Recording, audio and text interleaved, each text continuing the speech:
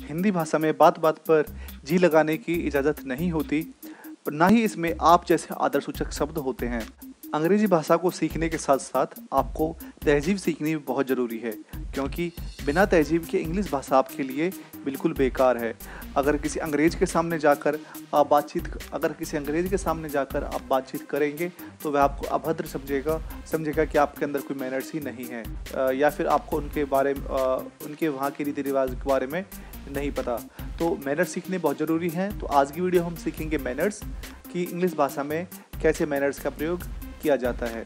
जैसे कि आप जानते हैं, हिंदी में बड़े लोगों को हम आप कहकर संबोधित करते हैं, उन्हें इज्जत देते हैं, परंतु इंग्लिश में ऐसा नहीं होता। इंग्लिश में छोटे से भी तुम और बड़े से भी तुम यानी कि यू शब्द का प्रयोग किया जाता है। इसीलिए बहुत सारे लोग इंग्लिश को एक अशिष्टाचार या फिर असभ्य भाषा भी कहते हैं, परंतु ऐसा नहीं है। बहुत सारे वर्ड ऐसे होते हैं जो कि आपके शिष्टाचार को झलकाते हैं। तो चलिए सीखते हैं वे वर्ड कौन कौन से हैं। वो वर्ड्स हैं जैसे कि please, thanks, welcome, kindly, allow me, after you, sorry, excuse me, pardon, that is all right, it is my pleasure. ये कुछ वर्ड हैं जो कि आपको सीखने चाहिए अगर आप इंग्लिश भाषा में शिष्टाचार को या फिर सभ्यता को, अपनी तहजीब को झलकाना चाहते हैं। तो ये वर्ड हैं जो कि आपको सीखने ही होंगे। आम जिंदगी में मुख्य रूप से जिन शब्दों का यूज़ करते हैं, जैसे कि ज़रा अपना पेन देना, एक गिलास पानी तो देना, टाइम क्या हुआ है।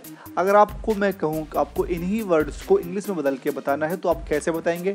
आप बोलेंगे, अगर आप किसी से टाइम पूछेंगे तो आप बोलोगे व्हाट इज़ द टाइम। अगर आपने किसी से टाइम पूछा तो आप बोलोगे व्हाट इज़ द टाइम। अगर आप किसी से पेन मांगते हो तो आप उससे बोलोगे give me your pen. And अगर आपने किसी से पानी मांगा है तो आप बोलते हो give me a glass of water. But ये सभी वर्ड्स आपकी असभ्यता को दर्शाते हैं।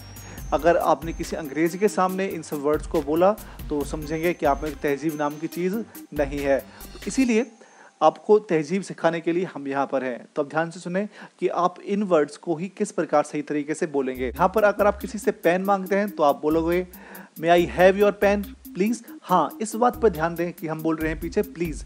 प्लीज़ बोलना बहुत ज़रूरी है। अगर आपने किसी से एक गिलास पानी मांगा है तो आप बोलोगे give me a glass of water please. Yes, please शब्द का कितना बड़ा अहम रोल है आपको दिख ही रहा होगा। अगर आप टाइम पूछते हैं तो आप बोलोगे what is the time. No, आप बोलोगे बस time please. What is the time please. ये बहुत बड़ा वर्ड बन जाता है, बट आपको सिंपल टाइम पूछना है तो आप बोलोगे सिर्फ what is the time please. Time क्या हुआ है, इसका अर्थ है। दोस्तों, आपने सीखा कि किस प्रकार से इन वर्ड्स का यूज़ करते हैं। आगे मैं आपको काफ़ी एग्जाम्पल से समझाने वाला हूँ, तो बने रहिए वीडियो में, अंत तक देखिए। अगर किसी व्यक्ति ने आपका कोई मामूली सा भी काम किया है तो आप उसको थैंक यू कहना मत भूलिए। आप उसे थैंक्स भी कह सकते हैं। और अगर आप उसका बहुत ही अधिक एहसान प्रकट करना चाहते हैं तो आप उसे कह सकते हैं many many thanks to you. अगर आपने किसी की थोड़ी सी मदद करी है, उसने आपको थैंक्स बोला है, अगर आप थैंक्स सुनकर चुप रह जाएंगे तो आप अभद्र कहलाएंगे। तो आपको क्या कहना होगा? आपको थैंक्स सुनने के बाद चुप नहीं बैठना है, आपको कहना होगा नो मेंशन, या फिर आप कह सकते हैं यू आर वेलकम, या फिर आप यह भी कह सकते हैं इट्स फाइन, या फिर माई प्लेजर भी आप कह सकते हैं।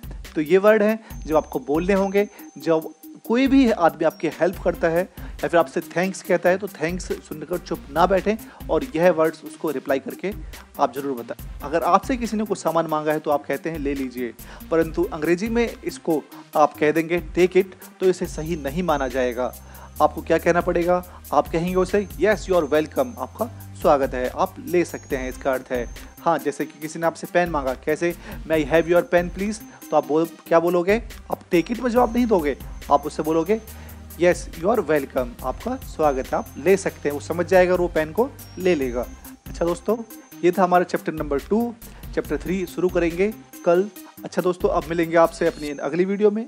देखते रहिए और हमारे चैनल को सब्सक्राइब कीजिए हैं। कल मिलेंगे इसी समय इसी जगह चैनल पर डीडी सर क्लासेस में। Bye bye.